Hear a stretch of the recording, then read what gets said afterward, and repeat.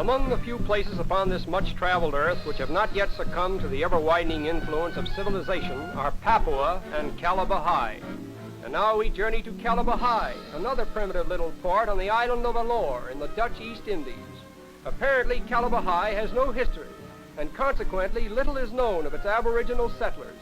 But without question, some of the strangest-looking human creatures on the earth are to be seen here at the present time.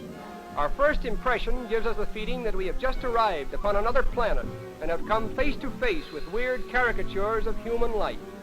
Extremely superstitious, they fetter their whole lives with a host of unnecessary sacrifices and prohibitive measures usually conjured up by the all-powerful witch doctors, who often keep entire villages in subjection. With a face like this, haunting one day and night, it is not difficult to understand the power it might have over a simple and childlike native living in a primitive land of fear. European influence and European rule have had but a feeble foothold upon Kalabahi. It is shared, as is the whole island of Alor, between a host of petty rajas, turbulent and insular, and habitually at war with each other. In traveling over the world, we are constantly being reminded of the important part that dancing plays in the lives of primitive people.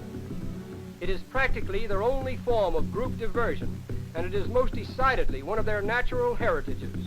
In fact, from time immemorial, dancing has been a common instinct in the human race. Here, however, the natives have a rather odd idea of what constitutes a dance. Mass movement appears to be the basis of it all. Most of them are vindictive savages, with an intense hatred for strangers. But the first visit of a great cruise ship has brought them in from their haunts in the hills and made them temporarily forget their natural enmity. From the cradle to the grave, life to these poor people is a continuous struggle for existence. Over them perpetually hangs the shadow of death, for if they are not slain and eaten by their enemies or sold into slavery, they are frequently exposed to the failure of their crops and the incurable diseases of the jungle. And all this may account for the absence of the slightest manifestation of joy in their expressionless faces.